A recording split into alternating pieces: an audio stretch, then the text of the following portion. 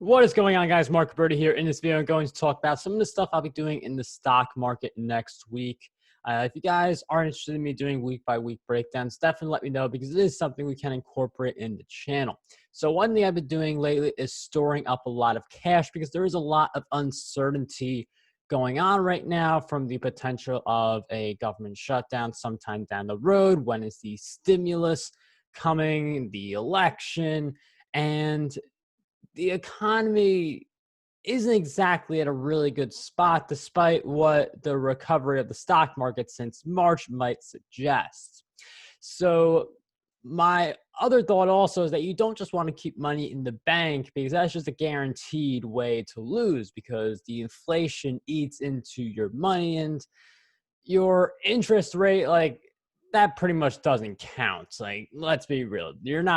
No one views keeping money in the bank as like investing to get a good ROI.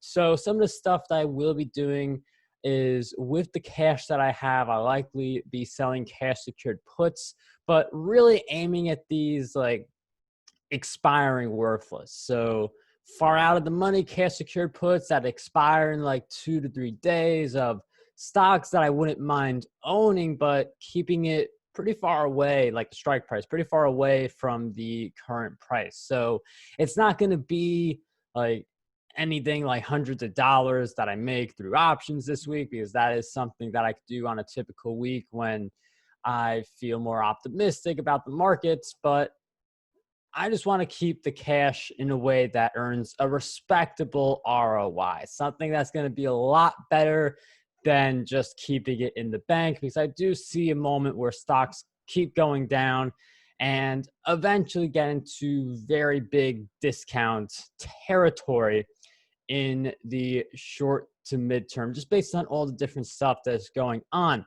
Could stocks rally even more? I mean, it's always a possibility. I just chose that for me. It's better to store up some more cash based on where I currently am.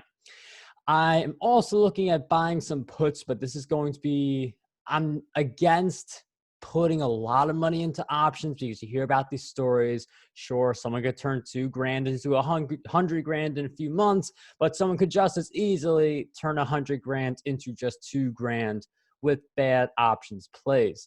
So I like when I buy calls or puts, it's never more than 0.5% of my portfolio. That's the way I like to do it now, because there is the idea of very serious upside, but there is also the idea of losing every penny you put into that investment. So for people who are thinking about buying options, I recommend starting very small and not really expanding that much beyond that very small point.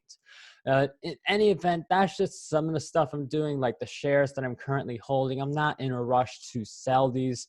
I'm primarily now looking at companies that are poised to do well in the long term in tech, based on some of the shifts that are going on, and they have a lot more growth potential left. I'm not interested in the companies that their stock prices have soared, but their growth hasn't really followed suit sufficiently to justify those stock price increases. There is still a lot of overvalued stuff in the market, in my opinion, which is why I will just be watching a little bit more from the sidelines than usual, waiting for prices to come back down where investments become a little bit more attractive.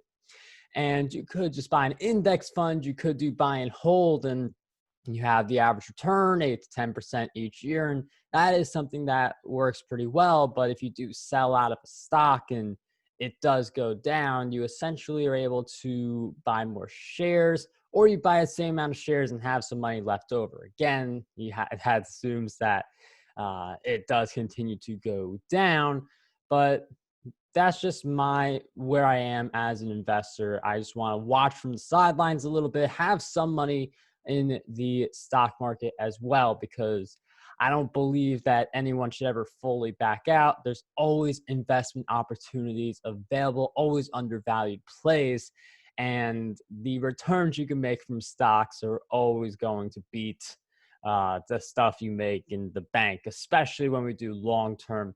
We have a little turbulence now, but money in the bank is just guaranteed to lose value. So in any event, I hope you guys enjoyed this video. Subscribe if you want more like this. I'd love to hear from you guys in the comments, and I'll see you guys next time.